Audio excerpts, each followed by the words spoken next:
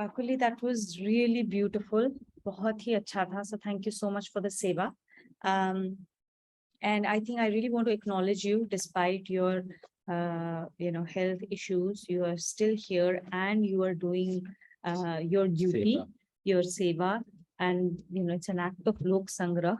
So this these are the moments when we see how we are putting our learning into practice. It's very easy to get stopped by reasonableness, right? We all have reasonable excuses for everything. When we do something, when we don't do something, right? We'll always have reasons, right? Reasons never cease. It is when we go beyond reason, is when we start to deal with the shackles, when we start to push our boundaries, when we start to go past our mind, our likes and our dislikes. Right? And it's only at that edge of likes and dislikes is when we start to really see God or connect to God. As long as we are living a very reasonable life, we will never experience Lord. So we have to all become unreasonable people, right? We all have to become unreasonable people because there is no greatness in being reasonable. We've lived our entire life being reasonable, and it's Gita tells us how to become unreasonable. And you become unreasonable to what purpose, right? Ultimately, everything is about the purpose. So unreasonable in what context and why is very, very important. Right? So yeah, in this context, you are showing that you're being unreasonable with regards to your faith. And like we heard yesterday, I know you were there in yesterday's class as well, and you heard faith is a zero-sum game. Either you have faith in God and you have faith in Him taking care of us and we being part of His kids, or you don't have that faith. There is no in between. There is no choice. There is no, oh, I have faith only when I have hard times, but in good times, it's all because of me and my efforts and my hard work. But in bad times, no, I need His help to give me the results, right? That's not how it works. Your faith is 0 and 1. So either you have faith or you don't have faith. And being unreasonable here defines very importantly that no matter what I go through, no matter how many hits I get from the universe, no matter how many times I get rejected by the universe, my faith does not waver. And why does it not favor? Because our understanding of what is good and what is bad, that definition itself has to evolve, right? Traditionally, we expect that in the material world, if something goes wrong, then that is, typically something to be feared about. That's something that we don't want to have in our life. But as we start walking the path of Gita, we will realize that as our consciousness evolves, as our ability to manage more and more difficult things increases, Bhagwanji is going to send us even more stuff to work through, even more things. So first thing is to know that he never sends us a problem that we are not already equipped to deal with, whether we know that we have that ability or not. But he knows, he knows that we have the ability to deal with something, and that's why he says, now you are ready to work through this prarabdha. Now you're ready to learn this lesson. Now you're ready to go to the next level. Now you're ready to take on the next level of responsibility. And he sends us that next situation, right? And so whenever something comes in front of us, whenever a challenge, whenever an issue comes to us, we should be able to see it as a blessing. We should be able to connect to it as a blessing. We should be able to connect to it as a Bhagwanji ka prasad, and then know that it is in my best favor. This is for my ultimate benefit. Bhagwanji knows he has already given me everything I need to be able to go past this issue. And I will only grow in some way. That is a very important element of faith. So at no point of time do we look at any aspect of our life as if like, oh, this is difficult, this is bad, this shouldn't happen, this is something I want to avoid. No, it is what it is. That it is what it is very important to understand. It does not care about how we feel. And we have to go past that, how we feel about it, and deal with it with harshpurvak, happiness, with enthusiasm. Let's see, it's a game. Make life a game. Okay, let's see what's coming to me today. How can I best deal with it? And how can I best deal with it? Staying in a state of calmness, in a state of equipoise, without the moment we have fear, the moment we experience anxiety, the moment we experience, oh my God, kya hoga aage, right? Or the moment any of the negative thoughts of any kind arise, know that it is a symptom of the fact that we have now, our connection to Lord has broken, or our faith in the Lord has got unhinged somewhere. Go back to the Lord. Unhi se bolo, like I'm feeling this. I don't know why. I need your help. And it's okay to feel. Okay, it isn't as if like you will not feel. You will feel all of those feelings. Just like if fire touches your hand, you will feel the heat, right? It is nature. You can't go past it when you're in this body. So you will feel all those feelings. Allow it to come and allow it to wash through you. Do not act from it. Recognize it and place that as an offering to the Lord. That I am feeling this, but I know that you're taking care of me, and I offer this to you as an offering. Accept it and help me be fear free. Help me move past this Maya. And I know that only you can help me get past this Maya. Sometimes we are not able to even see why is something in my best interest. Ask that also to Lord. Show me why is it for my best interest. I am not able to understand, but I know somewhere it is for my best interest. Right. So when we And this sounds difficult, right? Like you're not going to do this overnight. But as we've read in the past, ask you, we are, we're all the same, we have the same faculties as animals. And we have thousands of our past life impressions that has been catered towards us chasing our senses and chasing sense objects. So we are very deeply ingrained with chasing likes and dislikes. And that's how the man has behaved even for this janam, for the last 30, 40, 50 years, whatever it is, right?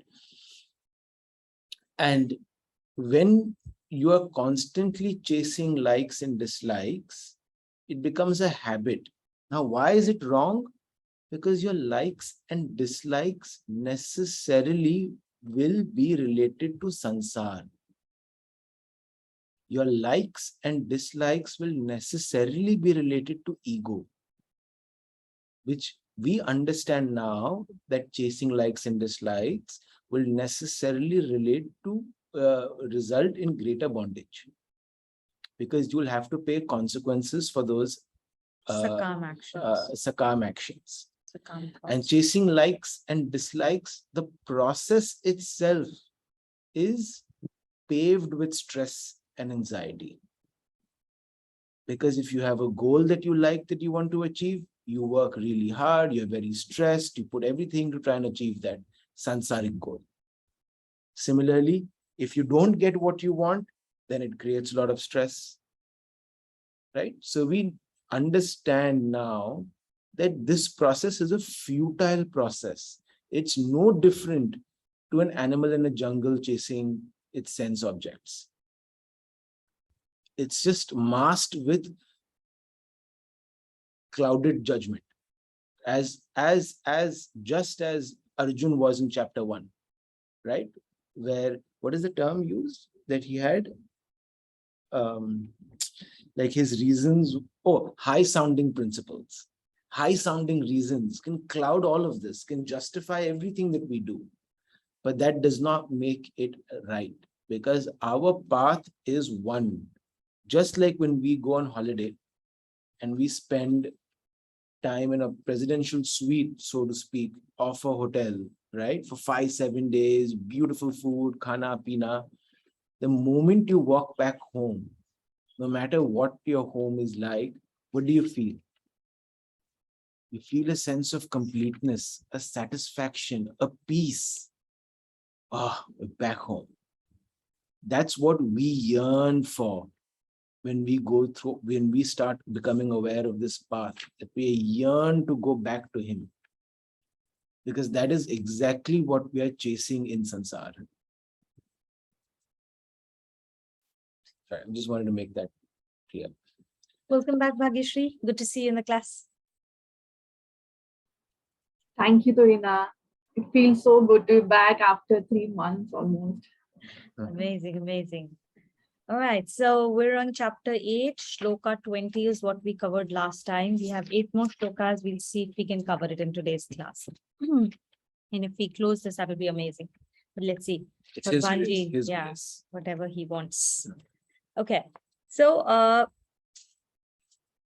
just to pull everything together, we have gone through. So what are we learning in chapter 8, right? In chapter 8, Bhagwanji is revealing to us his transcendental self and is telling us how to attain him.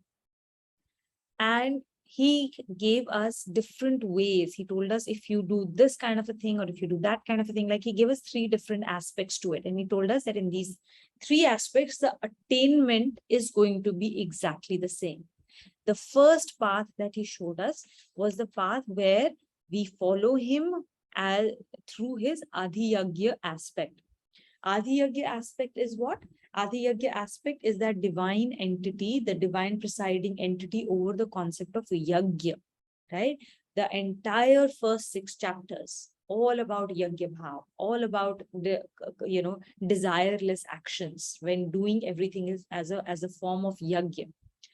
The subtler entity that drives yagya is Adhiyagya, the divine entity, right? So he says, if you are doing everything as a yagya bhav, right? If you're doing everything in such a way that you're connecting to the Adhiyagya divine entity, then your attainment will be the transcendental Bhagwanji at the time of death. The second one he said was when you are, so this was in what? Shlokas 8th to 10th. Then from Shloka 11th to 13th, he talked about when we do the worship through devotion, through faith of the Nirgun Nirakar aspect of him. Whether it is Nirgun Nirakar or whether it is a Sagun Nirakar aspect of him, you have the same attainment. And that is done through meditation, whereby you raise your consciousness from the lower chakras to the higher chakras, and how you control the consciousness, how you control the prana, right? So both those aspects, the first 2 aspects, require somebody who has time, who has the resources to be able to, who has the access to Vedas, right? So there are lots of aspects to it, right? You need to learn Vedas, you need to be able to do meditation, you need to be able to spend so many hours doing certain types of things. In certain cases, there would be ritualistic aspects. In certain cases, it would be meditational aspects, right? So all of these are things that are not always attainable to common man, right? It's only attainable to certain type of people who've been graced for some reason with that, right? Because of their past lives, whatever they have done, and they need to learn a certain thing through that particular path. But common man doesn't have access to this, right? You don't have access to Vedas. You don't always have access to Gita classes. You don't have access to that kind of time to be able to do all of these things. You don't have the right guru to guide you. Some of these things really require a very strict adherence to doing certain practices in a very specific way, right? So you need guru's guidance to do that. Not all of us have access to all of these things. So in that case, Bhagwanji said, look, if you are a common person, if you do not have access to all of that, all you're doing is living your day-to-day life by being constantly in my, with your mind and your heart, your mind, your intellect and your heart is all with me, but your actions are in the world. Then also the attainment you have is the same attainment as the previous 2 type of people. Okay, it was a very big, assurance given by the Lord. In all cases, in every single case, we are talking about how or what is the gati, what is the path, what is the direction that our consciousness takes at the time when we leave this mortal coil, when we leave this body, at the time of death, what happens, right? Which path the consciousness takes. And Bhagwanji has very clearly told us that you will attain me if in that final moment, your consciousness is absorbed in me. If your consciousness, however, is absorbed in something else, then you will attain that, right? So it's the law of nature. Whatever you are thinking of, whatever it is your consciousness that's thinking of in that final moment, you will go down that path. Okay. Then he also told us that that last moment, what your consciousness is absorbed in, is not in your control at that moment. Why? Because the moment of death is an extraordinarily intense moment. It is fraught with a lot of pain. You will, in a state of stress, go back to what you are habituated to. When you put an orange under stress, you squeeze an orange, only an orange juice can come out of it, not apple juice, right? So in that moment of stress, your consciousness will revert to what it knows best. So, and how does it revert to what it knows best? It knows best what has been implanted in it through Abhyas Yoga. So if you have spent your entire life being absorbed in the worldly objects, about the material world, then that is where your consciousness will run to. If you have done the Abhyas Yoga of constantly being in remembrance of the Lord, then that is where your consciousness will be driven to. Okay. So it becomes our responsibility in a lot of ways to become very aware what content we are consuming. Are we consuming content which is uplifting our spirit and our journey? Or are we just connecting us to him? Or are we just connecting content for the sake of connecting content, for the sake of time pass, for the sake of like feeling thrill or any such thing? Because as Tuhina mentioned, death is necessarily a painful experience. And in that moment, all the content, everything that we've learned, spent time pondering over, that is what will come out. Right? Your conscious mind, you can't do anything with your conscious mind at that moment, right? Because your conscious mind is thinking of how to control the pain. And we know that you will know the truth of this in your day-to-day life by experiencing, if at any point of time there is stress in your life, whether it's office related stress, there is some extra project that needs to be done, whether it is some extra work that needs to be done, whether there's stress in your personal life, whatever it is, the moment you get squeezed in some fashion, or you have a physical pain of any kind, right?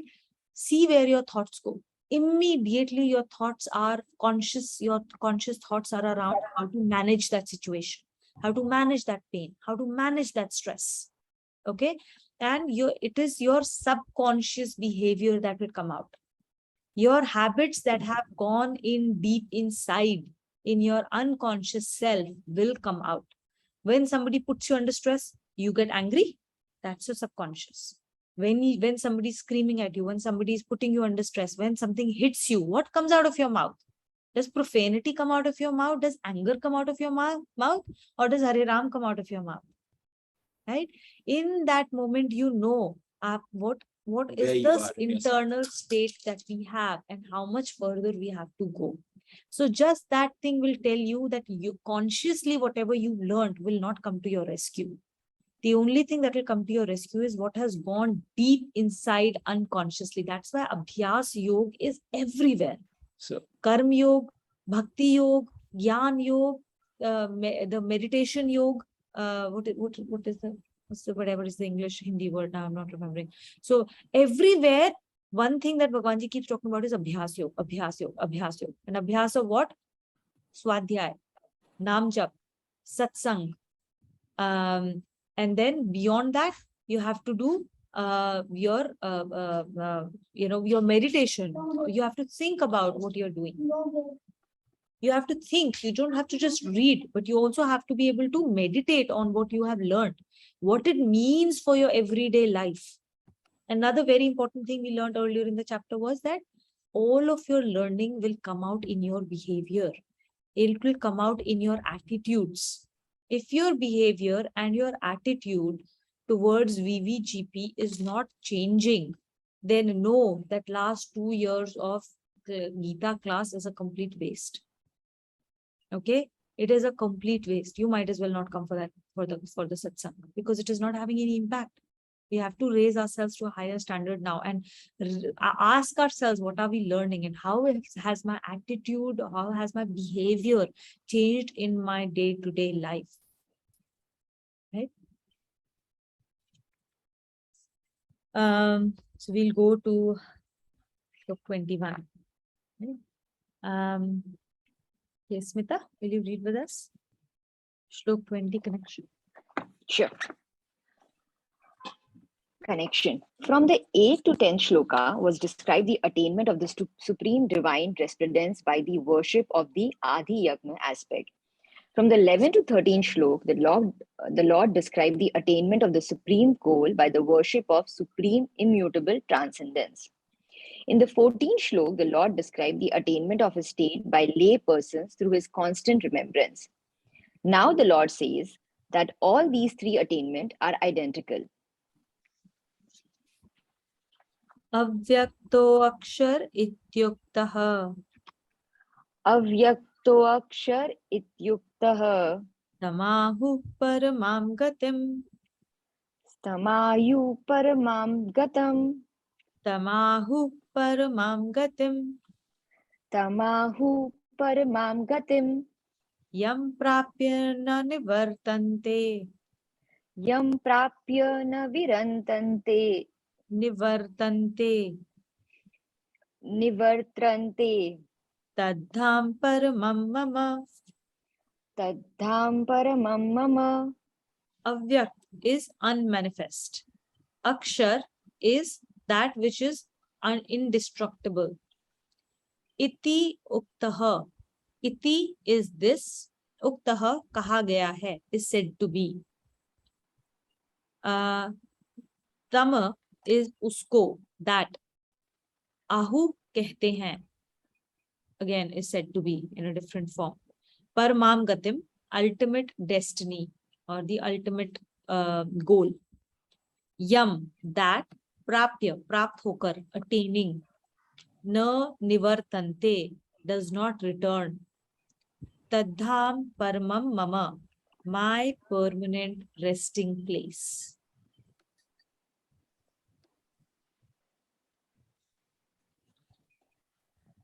That which is called the unmanifest and the immutable is also known as the supreme goal.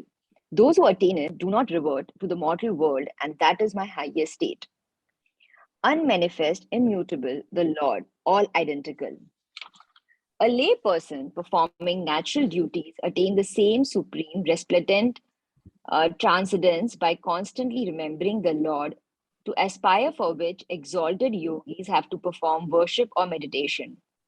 Clarifying this, the Lord says in the shlok that the state attainable so easily is the same divine state from which there is no reversion to the mortal world. What would be a better utilization of human life than attaining this state so easily, without any complicated rituals and while living an ordinary, normal life? What would be more stupid than leaving this easy way and wasting the highly valuable human life, even though it is momentary, in worldly enjoyments? So, if you remember the very first line that we had read of this book in the introduction, it was, what is the purpose of human life? Right? And there's only one purpose, so to speak, which is we all want to be happy. Now, different things, if you think about it, make us happy, right? Like it could be feeling good, it could be chasing truth, it could be chasing a sense of legacy, permanence, impact, whatever you phrase it from a sansaric or from a worldly perspective. But end goal for all of us is to be in a state of happiness. And we come onto this journey so that we can be in that state 24/7, where we don't have to, we'll experience pain, but we don't want to suffer with the pain. Can we still be happy despite the pain? Right? That's the question we all ask ourselves. In this shloka, Bhagwanji is essentially saying that that is my permanent state. For you to feel that, for you to be that, you need to come into my permanent abode. And that is nowhere except within of us. That same divine energy, as we read earlier in the shloka, that he has given us and every aspect of this world that same energy. We've just forgotten. Our ignorance and our mirror, our antakaran mirror is so dirty, we've completely forgotten how to recognize, how to see, and how to even tap into this divine energy, which is what we end up chasing so much in sansar. And in this shloka, what's being highlighted is that you are able to come to me only in this human form. You have been given this gift. Now, if you've been given this gift, if you're asking these questions to yourself, then what is stopping you from practicing today? So again, we have to remember when we are reading Gita, right? Everything the whole world is created in the form of a hologram, right? It is created in the form of a hologram, which means that everything that happens at a macro level happens at a smaller level, right? All the way down to the subatomic level, right? Same principles apply. The same principle of gravitation will apply to how to keep an atom together. And the same gravitational principle applies to keep a galaxy together. The same principle of gravitation applies to keep a solar system together. So it does not matter what is the scale, the principles are the same. Okay, so you do not have to necessarily go and understand how a galaxy is pulled together. If you understand how an atom is pulled together, you will arrive at the same principle. And then so the quality is the same, it's only the quantity that differs. Okay, now this is true in every aspect, whether you take it at a physical principle level like gravitational force, or whether you take it at a subtler principle level. Okay, everything is a hologram. Our life is a hologram, which is why our yogis have constantly focused to have always talked about focusing inside. You will learn about the outside world if you learn about yourself. If you understand yourself, you know the whole world. The entire cosmos sits inside of me. It's not outside of me. Okay. And hence, when we read Gita, we have to constantly be able to go from the macro view that sometimes Gita paints back down to the micro view, back down to connecting it to my me story. Everything has to connect to my me story. If I cannot connect it back to what it means to me in my day-to-day life, then we've not understood the principle. Okay. Now, Bhagwanji has been talking about in this, he's told us why our human life, first of all, how insignificant human life is compared to the eons of other things, right? 84 lakh species out there, of which only one species in which we will be able to transcend to the Lord. Only one species in which we have that intellect and the choice is given to us, whereby we can actually create sakam karma or nishkam karma. The only state out of 84 lakh species out there. And the human life form is what, 50 to 100 years? Compared to, as he told us in Shloka 17, what does one day of Brahma looks like? What is the duration of Brahma Lok? 43 lakh 20,000 human years, right? One Mahayug, one day of Brahma and one night of Brahma. He is giving us all of these things for us to understand how precious this human life is, which we do not realize without that context. And why is he drawing up that context for us? Then now we have to come back to what does it mean? Okay, then he talks about all the different lokas that are possible. Thus, there are 14 lok in this world, 15, including the bhulok here. Then there are 7 loks on top and 7 loks below. Right now, all of this at a macro level. At a micro level, on an everyday basis, we experience these forms of hell or forms of heaven, the felicity of heaven on a daily basis. Right? Depending on how we behave, what we do, the happiness or the sadness or the guilt or the anxiety or the fear or the anger or the bliss or the calmness or the peace that we experience, right? It takes us to different levels of heaven or different levels of hell. And we experience those tortures or that felicity. Okay? But we revert from all of them. We revert back to the bhulok. We come back to the neutral state from where we have to again choose our next state of actions. Right? So Bhagwanji tells us that. So Bhagwanji is telling us that that is why it is extremely important for us to remember how important this life form is. And now when we go from here, we will talk about the elements or the path that we all can take, right? We have to connect it back to our daily life. To our daily life. Everything has to revert back to what it means to me in terms of my actions. Okay, read it with that. Otherwise, this chapter is going to become so difficult to connect to, so difficult to understand. It's like, oh, something only at the time of my death. Okay, this will happen at the time. No, it does not happen only at the time of your death. It will happen at the time of your death, but it is happening every single day. Every single day. You talk about Mahapralaya, you talk about Naimatik Pralaya, you talk about all of those pralayas, but there is a Nitya Pralaya happening every single day. There's a Nitya Pralaya happening every day as your consciousness dissolves every day at night when you sleep. Same as death. Every morning you wake up with your consciousness rising and coming back to where you had closed your last day.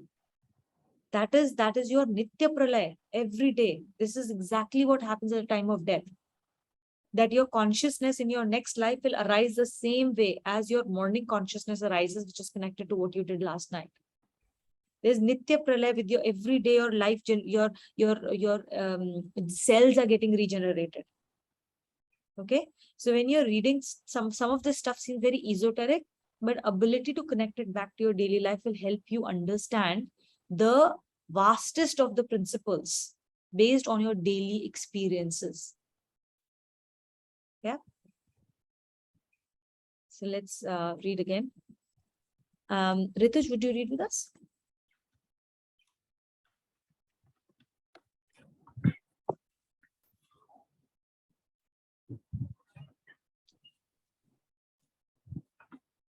Thus explaining the identity of the supreme attainment, the supreme goal, the eternal and the unmanifest, the Lord repeats the easy method of reaching him. Purusha sa parah partha. Purushah sa parah partha. Partha. Yeah. Bhaktya labhyastavanananya. Bhaktya labhyastavananyaya. Bhaktya labhya stavananinya. Yasyantah sthani bhutani. Yasyantah sthani bhutani. Yena sarvamidam tatam. Yena sarvamidam tatam. Purusha is the reference to the divine entity. Sa is that. Para, ultimate. Parth is Parth, Arjun. Bhaktya, by devotion. Bhakti se hi, by devotion. Labhya is attainable. And Ananya is focused or single-minded. Yasya, jis Paramatma ke. And then it is Antahasthani Bhutani. Antahasthani basically means Antargat, inside of which. Bhutani is all beings. So the whole Yasyantahasthani Bhutani means that Paramatma in whom all beings are present. Right? Yena sarvamidam tatam. Tatam is fills or pervades. Right? Sarvamidam, everyone. Yena, who. Partha, the most sublime entity is attainable by single-minded devotion to him, in whom all beings abide and who pervades all. So here there are two aspects that are very keen or very important. One is the single-minded, and the second word is the devotion, right? Let me clarify what both of those refer to. So we all know we have intellect, and we all know we have senses which are attracted to sense object. And so far, we've been using our intellect. It's not as if we don't use our intellect, but we've been using our intellect to direct our senses, our thought towards sansaric objectives. So we've been using the intellect on, okay, how do we build a plan? How do we make a plan to go and run a full marathon, right? We've been using our intellect purely and mostly towards achieving things in sansar. That is where we use our intellect, right? And this focus intellect to achieve things is called the business-minded intellect. Vyavasayatmika buddhi is the Sanskrit word, right? Now, we have this. We have trained it. It is already in action. For us to become seekers, this skill that we have of single-minded focus of the intellect, that intellect needs to turn towards divinity. That single-mindedness that we have, the focus that we have, that focus has to go towards finding and searching and looking for divinity. So it's not looking, yes, you still use it to do your duty and to do it effectively. But along the way, you realize the real purpose is to see him in every activity that you have. That is called Vyavasayatmika buddhi. Using your intellect the right way, not as a way for it to be a slave to your senses and your likes and dislikes, but rather for it to serve its true purpose, to find divinity all around you, in every activity, in every VVGP. That's why the single-mindedness will come from your intellect. Your intellect will constantly make that choice. And that's why I also say, for you to have that single-minded intellect, you need the second part, which is devotion. Without faith, without bhakti, you will only do it till you like it. And then you're like, oh, it's too much work. You know what? I'll just let it flow. Go with the flow. Right? This is where you have devotion that comes in, bhakti that comes in. The only person that can help you achieve this state of single-minded intellect is going to be him and his grace. And to evoke that, we need to do bhakti. We need to show our love. We need to have that devotion. We will falter, and that is okay. But as long as we have that commitment and we go through it, we will be evoking his grace to help us get there.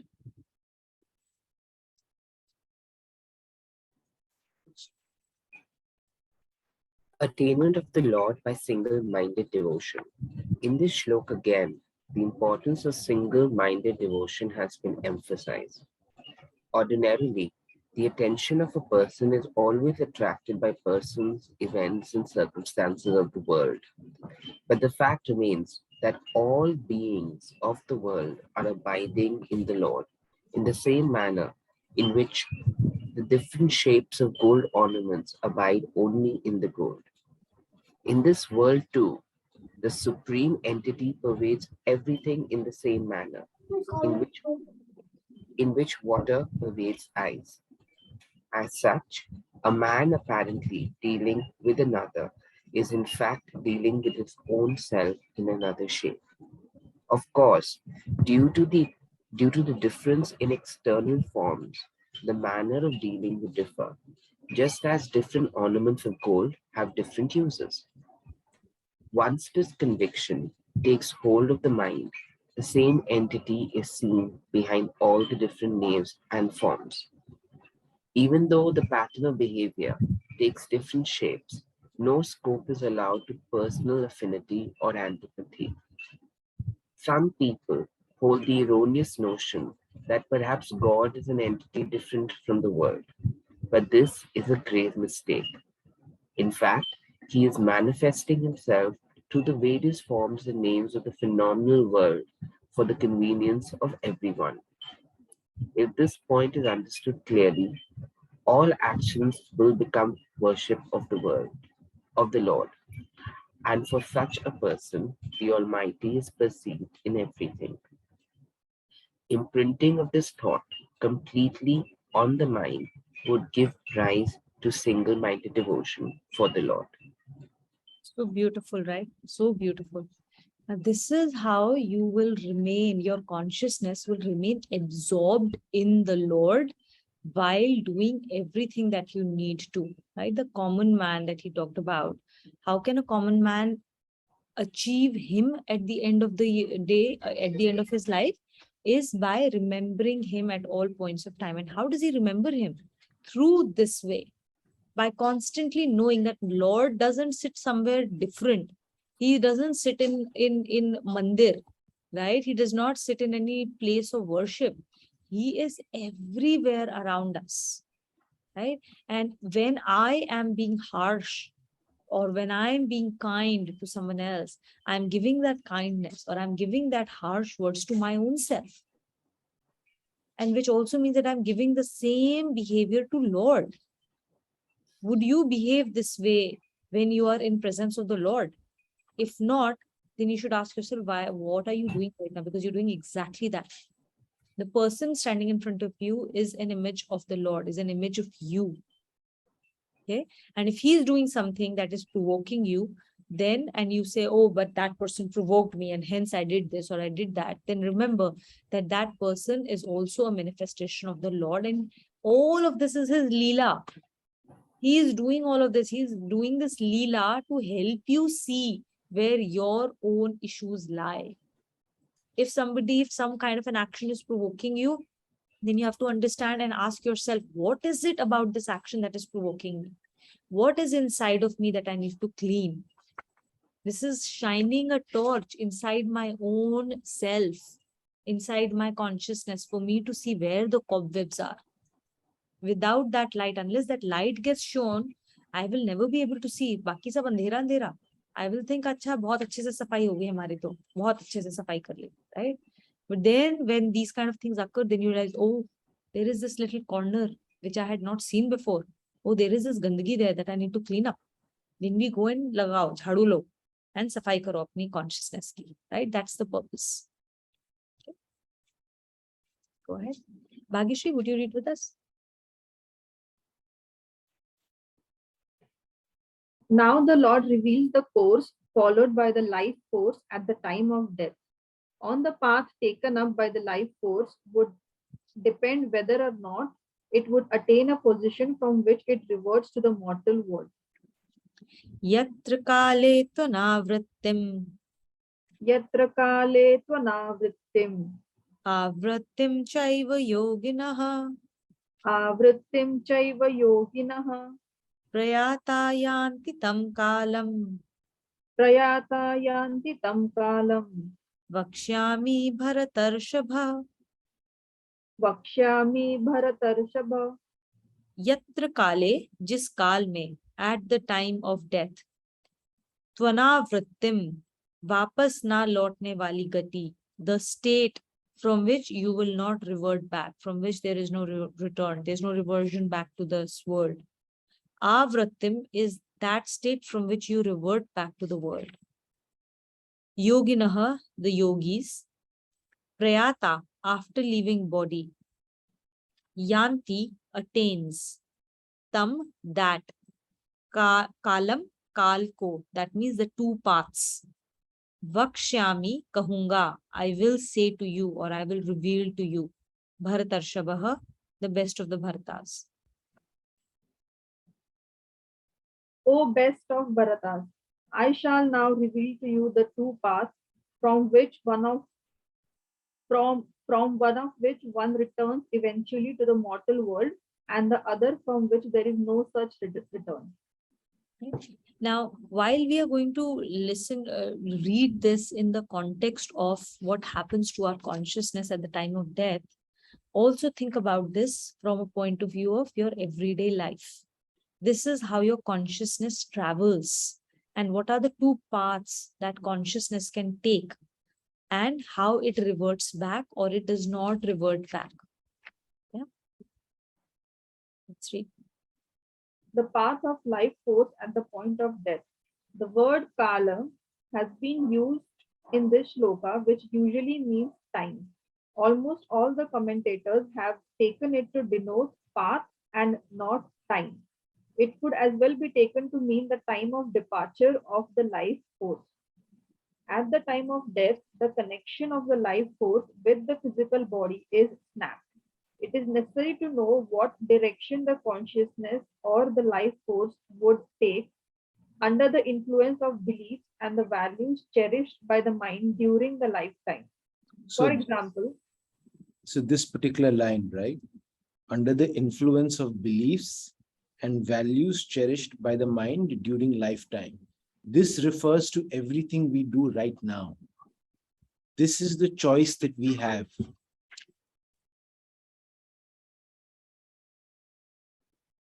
Sorry, please continue. for example, the way can always be found in the darkness of the night with the help of a lamp in hand and with vision in the eyes. But if the lamp is blown out, it would not be possible to find the way, even if the vision is normal. Similarly, if no discipline is pursued for self-realization all through life, there is hardly any possibility of remembering the Lord at the time of death. In Shloka 5 of this chapter, it was said that remembrance of the Lord at the time of death leads to his attainment. It is, however, necessary to have the mind imprinted with the remembrance of the Lord throughout life. If this is not done, it would be difficult to remember the Lord at the time of death, making it compulsory for the individualized self to undergo the cycle of birth and death. These are the two paths mentioned in the shloka. Venki, are you there? Yep, I am. So you'll read with us the next shloka. Sure.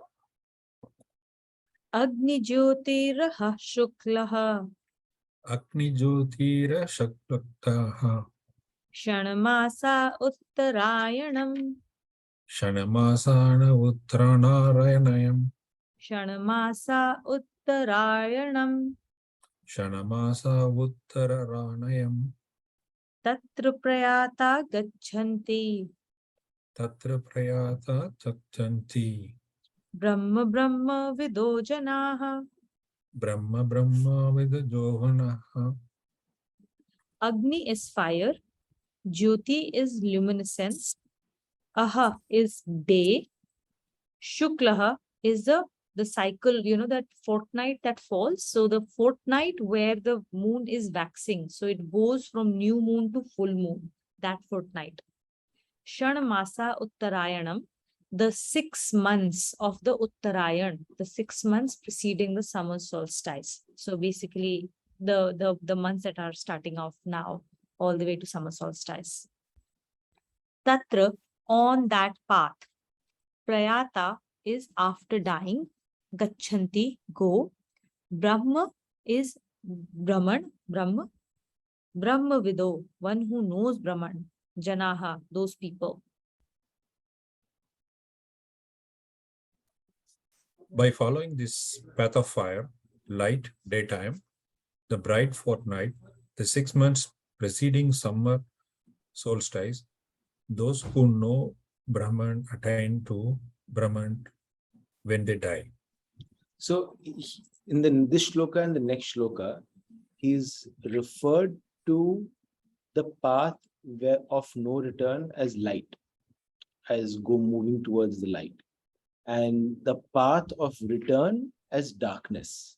So ignorance is represented as darkness, and enlightenment is represented in the form of light. Okay.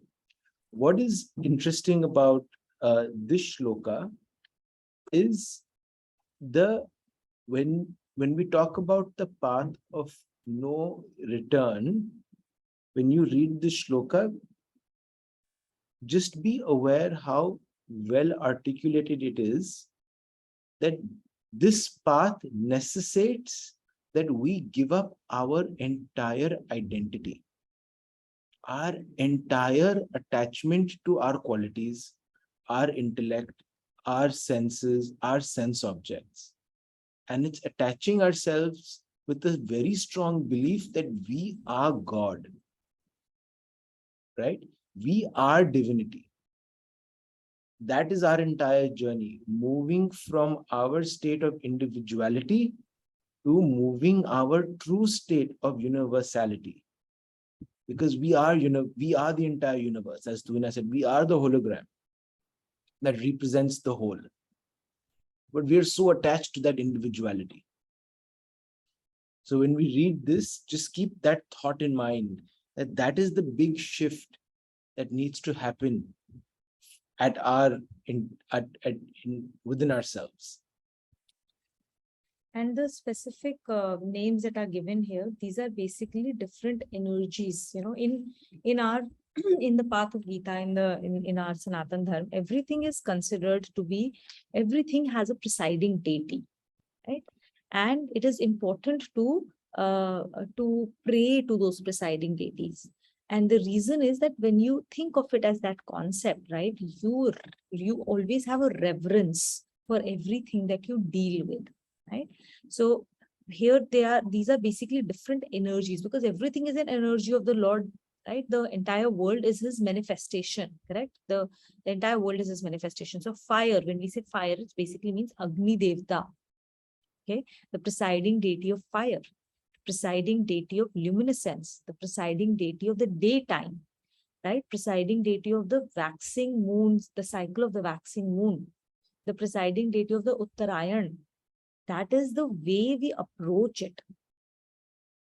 And then we are going to talk about why is it considered fire, luminescence? All of these are things that give light, that give energy, that clear the path, that shows your intellect what is the right thing to do. So if you are going to follow the path on an everyday basis, where your intellect is not clouded, it is not deluded by Maya, where you can see, where there is the faith of the Lord, the devotion to the Lord that lights your way, right? That is what is being represented here on an everyday basis. Like when we do puja, there is, we always light diya. Why do we light diya in puja? We light diya because for us it is a reminder that this is the light, the jyoti, that is going to eradicate the darkness of delusion in my life. So when you light diya, it has to remind you of why you are doing it and what you are seeking from the Lord. You are seeking from the Lord the Gyan Jyoti, so that it helps you eliminate the darkness in your life. And darkness of what? Darkness of wrong knowledge. Darkness of no knowledge. That's right. The Devyana path, or the path of gods. In this shloka, this path is described as being illuminated by fire, light, daytime, the bright fortnight, and the 6 months preceding northern solstice. All these words denote entities, which are luminous. This path is followed by the consciousness of those persons who strive to realize their Lord with or without attributes by equipping themselves with complete faith. The desireless karma yogis also fall in this category. So this is interesting also, that and I wanted to actually highlight this earlier as well, but it comes out beautifully here. This path is followed by the consciousness of those persons who strive to realize the Lord with or without attributes by equipping themselves with complete faith. So the only thing, the main thing that we require to get there is faith, is bhakti. That is the starting and the end point of everything. So we do karma, right? We do our actions, we do our duty only because it strengthens our faith. And we read the Gita, we get gyan, we get knowledge only because it strengthens our faith. Yeah, So- but ultimately, as Shalini Didi says, yeah, right? या तो आपके पास पूरा ज्ञान हो. Either you should have complete knowledge. If you have complete knowledge, then you are already him, right? अगर complete ज्ञान नहीं है, you must have faith. You need faith because you don't have the complete gyan. The day you have complete gyan, bhakti, you won't need it. You don't need it, but it will come automatically because they follow each other. With bhakti comes gyan. With gyan comes bhakti automatically. But for us, those of us who are on this path as seekers, when we don't have gyan, so you have to hold on to bhakti. You have to hold on to bhakti to get to that complete gyan. Ultimately, the path is to get to that complete gyan, but it will come. And it's the same example that we always, we've given in the past also, right? Like faith is the starting point of everything. So even like a student who's studying math, the kid will be like, no, I don't want to study, I don't want to study, I don't want to study. And the parent is just like, no, have faith. That math, understanding, knowing the basics of math is the bedrock of trying to understand everything in sansar, right? So that student is studying because of faith, that this knowledge will be useful to me. Mano fir jano. Believe it, that it's going to be useful. Then when you understand it, when you practice and you learn, and then when you go in the sansar, you understand the world. You're able to see those concepts. You're able to understand how to do mean, medium, averages, to understand how to make sense of the world, right? It becomes a very powerful tool. Same thing here. You have to first believe, first mano, that these are the principles that take you forward in the world. This, having this faith in him, and then when you go in the sansar, you will start seeing his application everywhere. You will actually start seeing him in every interaction, in every VVGP. Yeah, but just to take that example of maths forward, right? When we are studying with that faith, it's important to try and get to understand the principles and how they apply in your day-to-day life. Otherwise, you will end up taking all the classes of integration differentiation, and you will ratify all the formula. You will pass your exams, and then you will come out of it at the end of the exam saying that, you know what, this is nonsensical knowledge because I never use integration differentiation in my entire life. It's useless knowledge that I've been given. It's not useless knowledge. You just learned a ritual. You just learned how to do havan, or you learned how to do puja without really understanding what it means. You learned the actions, okay, only at a gross level.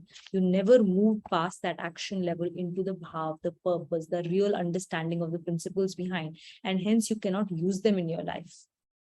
So it's very important that you do not end up doing rote learning here. We are not into rote learning. You have to understand the concepts with the faith that this will help me. But you have to go down to understanding the principles and how it applies to my me story. If we are not getting there, then again, it's a rote learning. We are learning roting up all our formulas, and we are just trying to pass an exam, right? Waste of everyone's life and time. Let's read.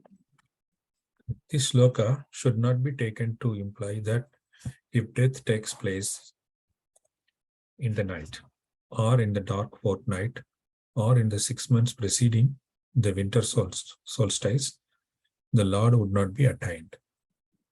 The fact is that if a person has pursued a discipline for self-realization all his life, the life force remains well regulated at the time of death, and when the body disintegrates into the elements, the intellect, mind, and senses remain fully under the control of the consciousness.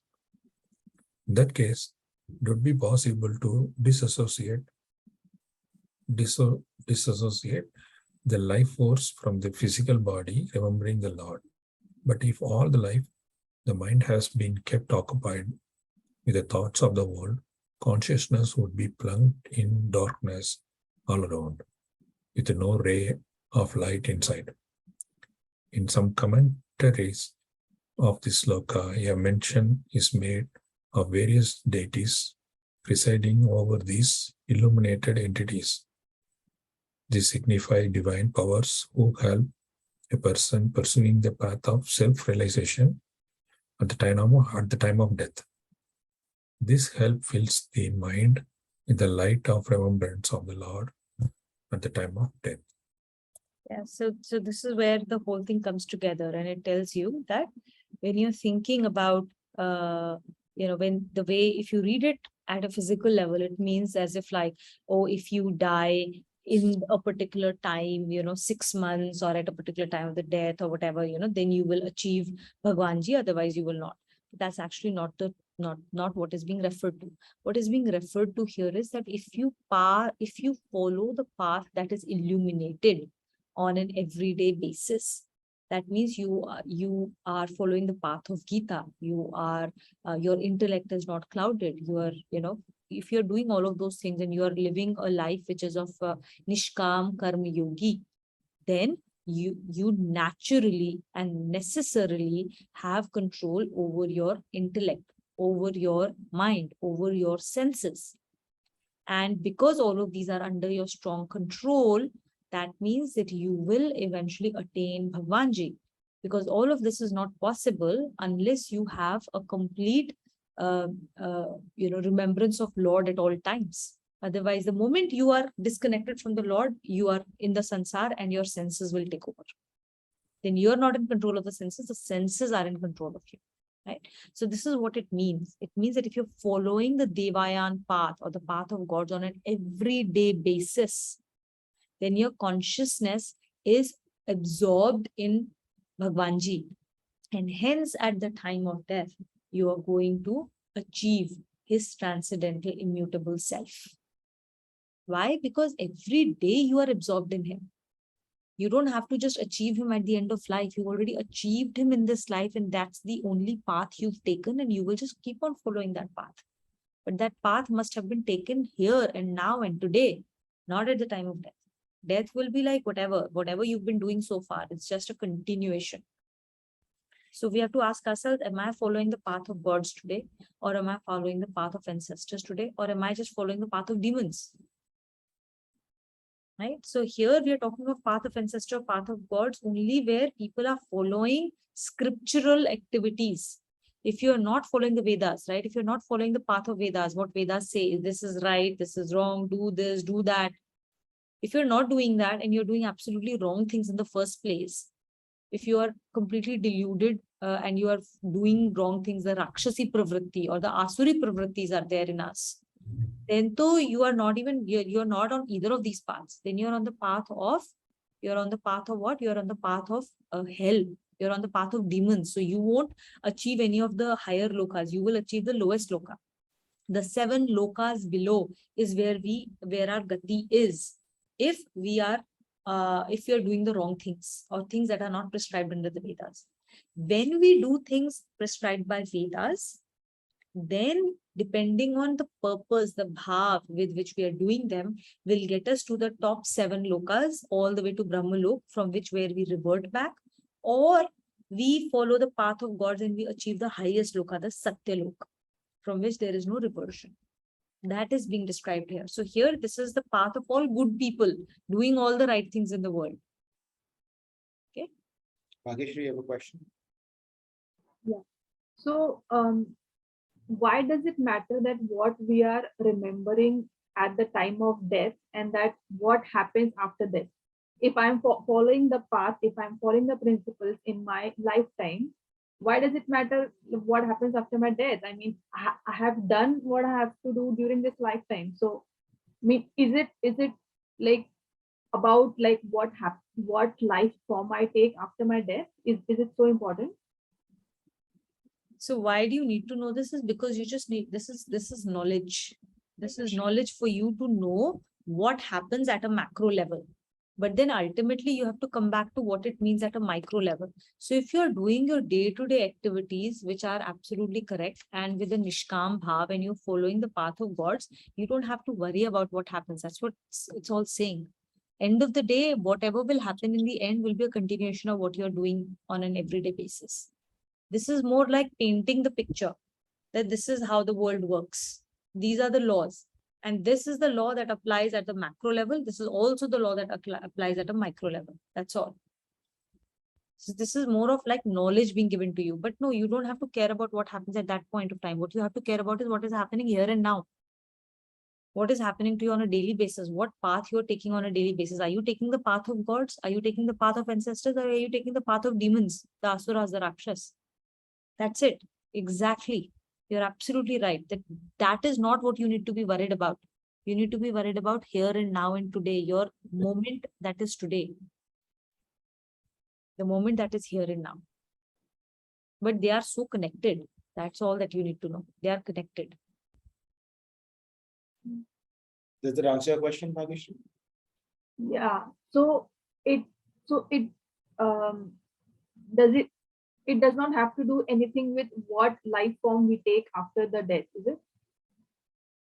So life form that you take after death and all, it is dependent on your own gati, right? And the consciousness or the level of consciousness or the prarabdha that we have created.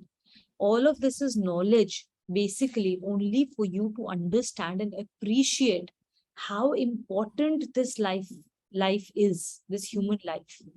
That is why all of this knowledge is being given to us. If we do not have the larger picture in mind, then we don't realize. Otherwise, we think, "Arey, theek hai yaar, abhi ho gaya, next time only I will take this life chill, and then I'll be born again. No, then I'll do this again." Right? So it is important for us. Bhagwan ji is saying, boss, do not throw away. You don't understand how precious this life is.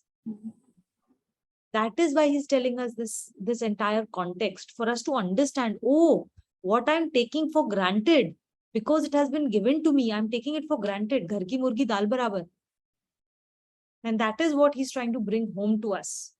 Do not take it for granted. It does not come again and again. It comes after a lot of prayatna, a lot of hard work. And now you have done all that hard work to have gotten this. Do not go back into that. You've got an amazing opportunity to be able to get out of this cycle. To get out of the cycle of what? Not birth and death. What does birth and death represent? The cycle of suffering and pain. Once you have reached the enlightened state, you can again choose to come back to the earth, to do the well of the, to do Bhagwanji's work. But you have gone past the suffering, the pain, the unnecessary torments that we get subjected to on a daily basis. Thank you. You know, the one other thing to become aware of, right? We don't need to worry about what happens towards the end, but we have to be very clear about the intent we have. You can go with life in the flow, but when you go in the flow, you have no idea what the end moment will look like, who you would be in that end moment, and then that could result in God knows what, right? But so intent decides your direction of travel. Whether you want to move in the direction of your the light or the darkness, right? But having that intent is the starting point.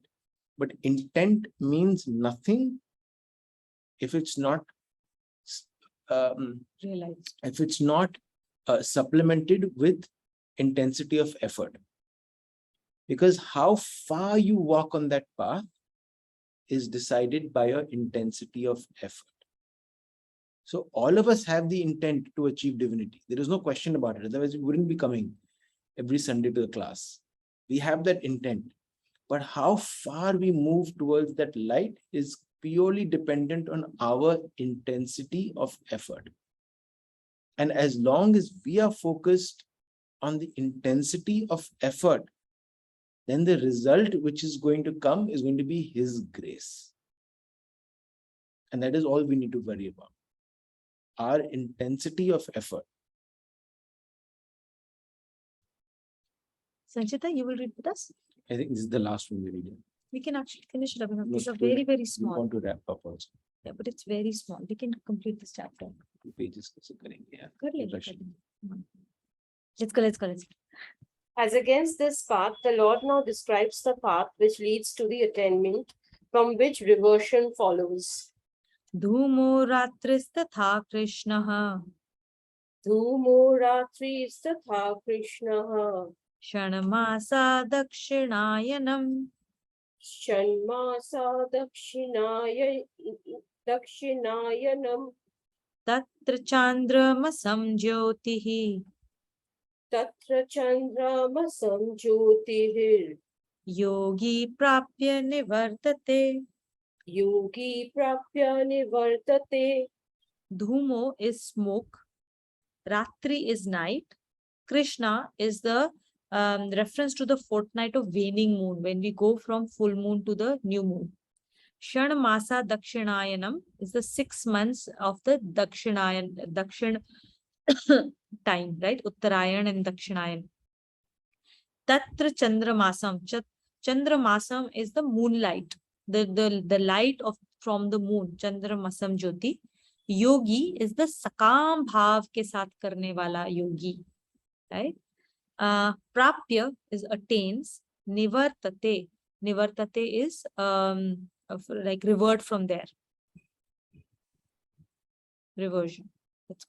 Following the path of smoke, nighttime, the dark fortnight, and the 6 months preceding the winter solstice, the yogis attain to the light of the moon and revert from there. The Pithriyana path, or the path of ancestors. In this shloka, the entities mentioned are opposite to those of the previous shloka. The smoke is opposite to fire, night is opposed to day, the dark fortnight is opposed to the bright one, and the southern solstice is opposed to the northern. This is called the path of the moon or Pithriyana path. This course is taken by the consciousness of persons who waste their lives running after the objects of worldly desires, and for gaining which they perform meritorious and righteous actions, bereft of any remembrance of the Lord. Being righteous, they have also been called yogis in this shloka, but their consciousness is said to attain to the light of the moon, which presides over the world of matter. This path is said to be the path of the ancestors, and heavenly comforts are their highest attainments. After exhausting the merit earned by righteous actions in the enjoyment of the senses, they revert to the mortal world. So here, the one thing, I'm not talking about this, but you, if you want, you can start here. So the two paths, right? They are, as I said before, these are path of people who do the right things. They follow the Vedic scriptures. The actions are exactly the same. The only difference is the purpose. In one case, there is Nishkam Bhav, and the other one is a Sakam Bhav, right? So the path of ancestors is Sakam Bhav action.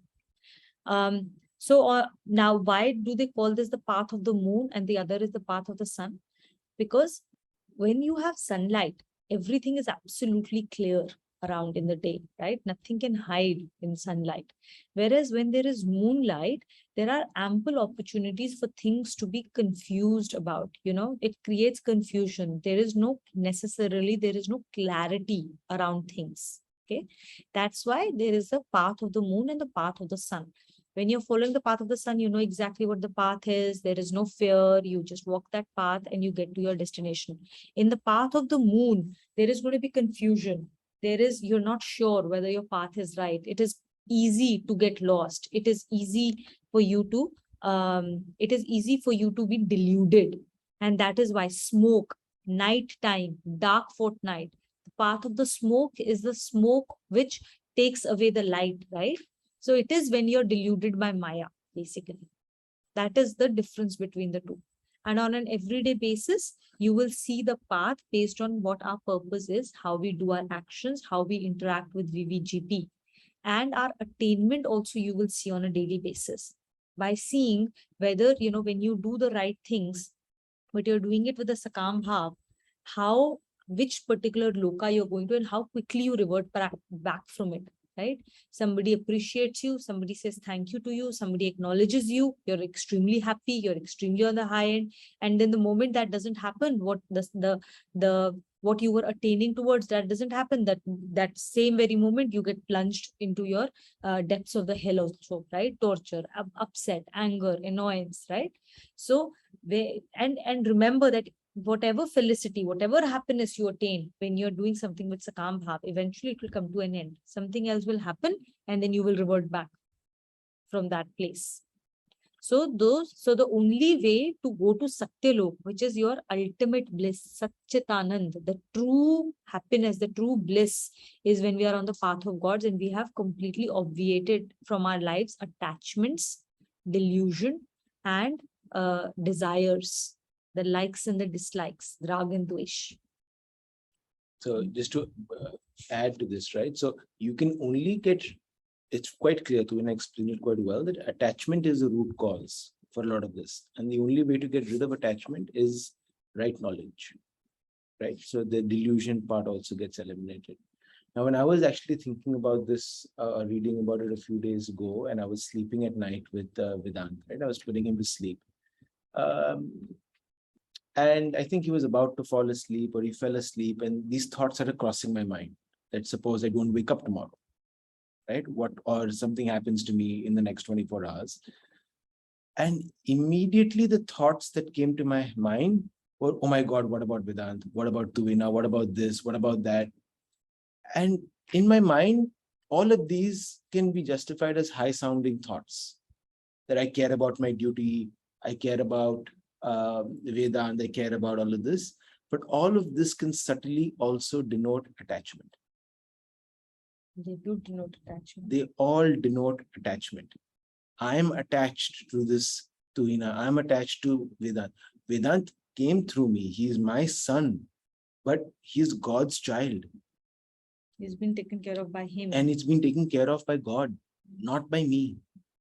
I'm just the provider to help ensure that he for now, he has a good environment. But what's going to be in his destiny, what he's going to face is not on me. If he has to grow up in a space and touch wood, and he has to face If a you're destiny. not there, someone else will provide for him. No, and if he has to grow up with that providing. destiny without me, then that's what he will have to go through. Who am I to say, no, I don't want that? Me saying it only is my reflection of attachment. What will happen.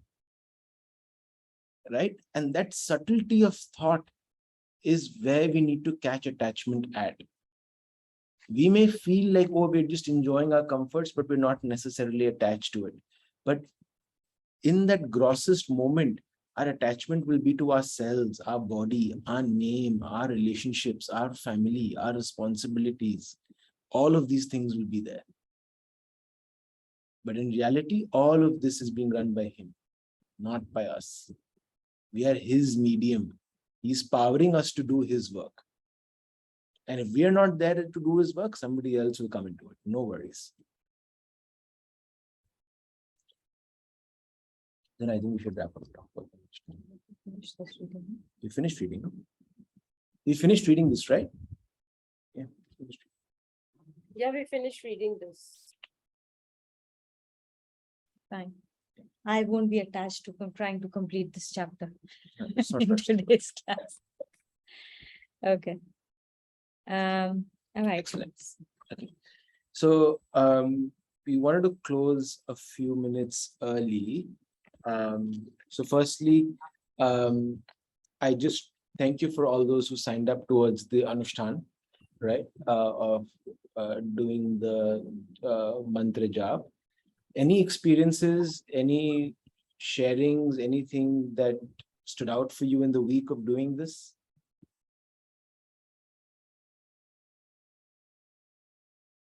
I share? Yeah. So as with every Anushtan, what comes up is, we have to watch for our sanskars. And every Anushtan will always, we always do a havan at the end of it, the Purnahuti havan. Okay? The important thing is, whatever Anushtan we do, for whoever, whatever be the purpose, we observe our own sanskars that come up. And those sanskars are the things that we have to put in the fire of the Havan. And unko kahe Bhagwan ji ko, please take these away from me. These are the sanskars that came up that I observed because of your grace. And now I request you to take them away from me and give me equanimity. Right? So for me, the sanskar that comes that I observed coming up was that there is like, oh, I did not have counter. Now I don't have counter. And so it is difficult for me. Counter is an important reminder of an Anushthan. I lost my counter after first few days. And I was like, oh my God, like now I don't have counter. So, I'm not able to count. I'm not able to register. All of those things came up for me, right? And it was showing me how I've become attached to the counter or dependent to the counter. And that helps me, right? So Bhagwanji made me lose that counter so that I can see how I'm getting dependent on something and how I need to know that I can do this irrespective of that VVGP, which I think is my enabling environment around me to get something done. Right? And it is such a small thing, it's just one counter. But then the same thing will come up in a bigger way, where you expect to get things done when there is a certain enabling environment around you. And when that enabling environment breaks down, then you're like, oh, I can't get something done. And we have to move past that. And Bhagwanji is showing that particular sanskar to me in this Anushthan because he's preparing me for something that will come up in future, so that I'm mentally prepared and I'm mentally stronger, so that when that comes up in a bigger way, because it has to come up in a bigger way, I will be able to do what I need to do in that moment to get past that mental block. So for me, that was a very big thing. I have to move past the counter, all of that. And yes, I did whatever I needed to, for example, by ensuring that I order more counters and it will come to me. I need to be prepared for it. I realized that, oh, all my counters have gotten over somewhere. They've got lost along the way, right? So I took steps to prepare myself to like, oh, my enabling environment is breaking down. So I need to do what I need to do. Without getting upset about it, without saying, oh, I can't do it because now I don't have this. So I thought that was interesting because like there was a breakdown of one day and I was like, oh, okay, I have to bring that back in. Thank you. Anyone else would like to share? So I think for me, this Anushthan was, much more personal than anything else. So I think what I've realized is, whether it's personal, like earlier also, whenever, you've participated in something like this, there were times when you could procrastinate and say, if I've committed to say 3 malas, I would do 2 and say, okay, 1 I'll do tomorrow. But because this was so personal and, there was much, I was invested in it more personally, you tend to keep to your routines. And I think that has been a learning that, somewhere, when we do it, it's personal for some other person. So I think if I commit, then I need to keep to that. So I think that has been my biggest takeaway. Like today it is personal for me, tomorrow it could be personal for someone else.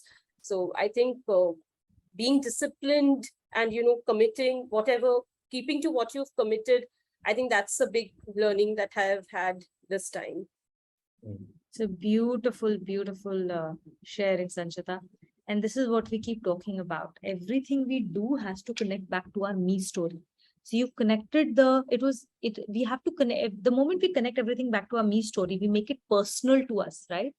That's when the magic happens. There is a completely different level of enthusiasm, a different level of commitment, a different level of love, and a different level of passion we bring when we are doing that particular activity. That is why there is so much of stress on making sure that we make things personal in our own ways, right? Whether it is the image of the God or how we connect to the Lord, it has to become personal. And as you so clearly articulated, how that making things personal imbues it with a completely different commitment, right? And enthusiasm to do it.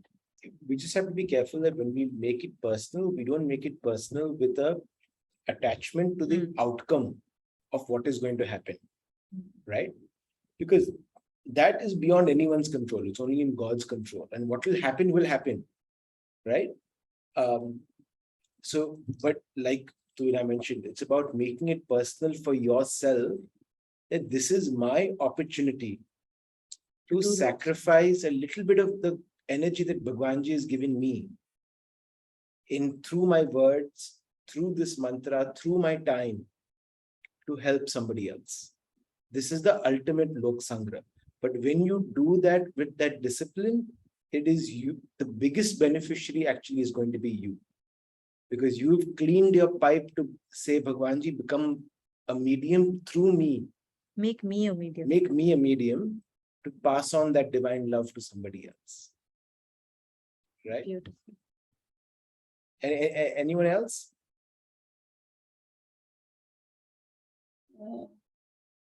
I will like to, first of all, thank everyone.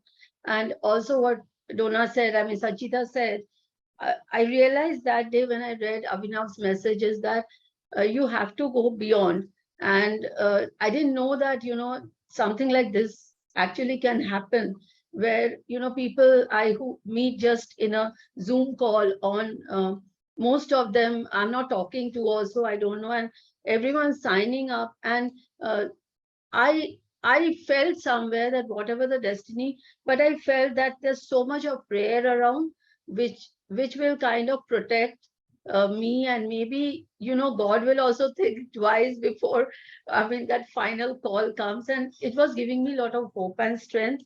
And as every test was getting negated, I can say that I owe it to all this Anushthan and the Nam Jap from Prabhuji. I mean, that's the first time I heard it actually. It's so soothing. It is so beautiful. And after Shaliniji's class yesterday, I also realized that if I continue doing Nam Jap, and I lead a proper life in the sense committed to others, there is many times you can cross the hurdles, and God will be there to take you through every challenge in your life. And that's why I really want to thank everyone. And yeah, hopefully I'll be able to continue and be around sometime to complete this journey, both Gita and Ramcharitmanas. Yeah. Amazing. Thank you. So, as a cult, you want to share?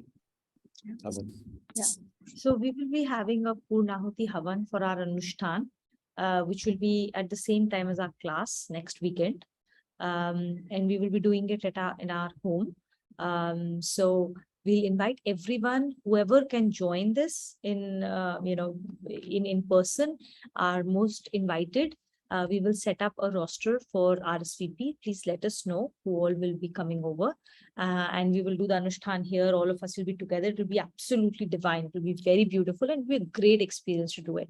And for others who are not able to join And in person, just to clarify, we'll be doing the Havan ourselves. yeah, we're not. So we will have the entire printouts for everyone. We'll be reading. We'll be doing the anugri giving into the fire. All of that is ourselves, because each thing is symbolic to what we read in chapter 4, right? Which is what's the word again? Ahuti? No, Offering. Offering ko Hindi mein? Ahuti. No. Swaha. It's in the tip of my tongue. Yeah. It's called Ahuti only. Abhinav. You give Ahuti only. Nothing else. What is the fire called? The fire of offering. Yagya. Yagya, correct, right? This is the literal meaning of yagya. But like Tuhina said, we are in this yagya, in this fire, we are giving up our sansars that came up. Sanskars. We are giving up our likes and dislikes. Our any results that came out of it. Any benefits that accrued from it. We are giving that up to the fire. Bhagwanji, it was yours. It's not mine. It was your grace that made it happen, not me. Our Anushtan did not make it happen. It was your grace. This was just a little bit of effort. Right? It's just a reminder, which is why every spiritual practice or Anushtan, we always end with a Havan, so that we are not attached to the results of it. We are only committed to the process. Right? So yeah, And so everybody else who's not able to come in person will be able to join through our usual Zoom link. So we'll set that up. And please let us know, and then we will ensure that everybody, even when you're on the Zoom call, you will be able to do your own Purnahuti into the Havan in a subtle form. So you will do your own Ucharan.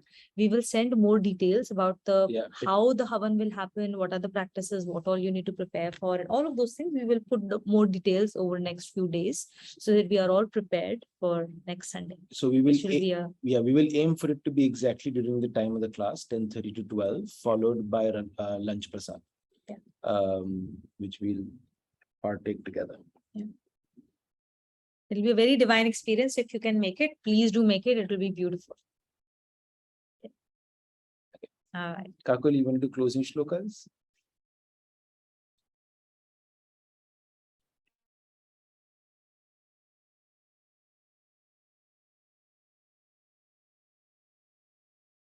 Kakuli, you're on mute. ॐ सर्वेषां स्वस्तिर्भवतु सर्वेषां शान्तिर्भवतु सर्वेषां पूर्णं भवतु सर्वेषां मङ्गलं भवतु ॐ शान्ति शान्ति शान्तिः ॐ सर्वे भवन्तु सुखिनः सर्वे शान्तु निरामया सर्वे भद्राणि पश्यन्तु मा कश्चित् दुःखभाग् भवेत् ॐ शान्ति शान्ति शान्तिः ॐ असतो मा सद्गमय तमसो मा ज्योतिर्गमय मृत्युर्मा अमृतं गमय